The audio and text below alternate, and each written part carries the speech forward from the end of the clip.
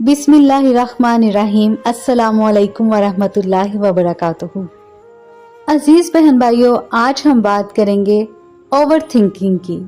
कुछ लोग बहुत ज्यादा सोचते हैं। क्या आप भी बहुत ज्यादा सोचते हैं? अगर मैंने गलती कर दी तो क्या होगा?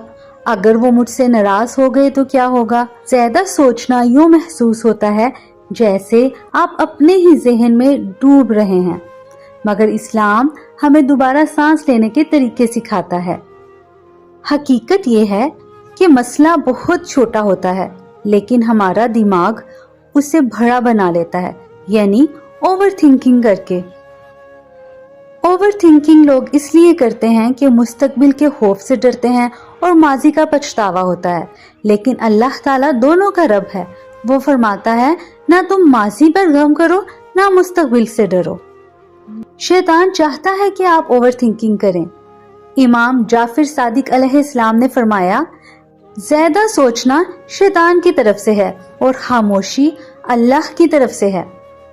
शैतान चाहता है कि तुम अगर ऐसा हो गया तो जैसे ख्यालात में उलझे रहो, और अल्लाह चाहता है कि तुम तवक्कल में मजबूत रहो। जब ख्यालात बेकाबू हो जाएं तो कहिए, आऊज़ु बिल्लाहि मिनश शैतानिर रजीम। मैं अल्लाह की पनाह मांगता हूँ शैतान मरदूद से।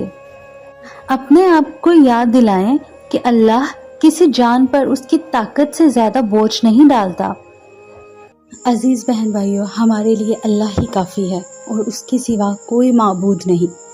ना कोई ताकत है, ना कोई कुव्वत है, मगर अल्लाह के साथ। ओवर थिंकिंग एक बोझ है और जिक्र वो रस्सी है जो इस बोझ को उठा लेती है।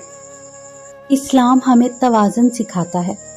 अपनी पूरी कोशिश करो, हिकमत से मंसूबा बंदी करो और फिर नतीजा अल्लाह पर छोड़ दो। अल्लाह पर भरोसा रखो, बेशक अल्लाह भरोसा करने वालों से मोहब्बत करता है। तुम्हें हर चीज़ जानने की ज़रूरत नहीं, तुम्हें हर सवाल का जवाब आने की ज़रूरत नहीं, तुम्हें सिर्फ उस पर यकीन रखने की ज़रूरत है। वो सब जानता है। अपना सर सजदे में रखो और बाकी सब अल्लाह पर छोड़ दो। अल्लाह हम सब के लिए आसानी पैदा करे और हम सबको दिली सुकून दे। आमीन या रब्बुल आलमीन।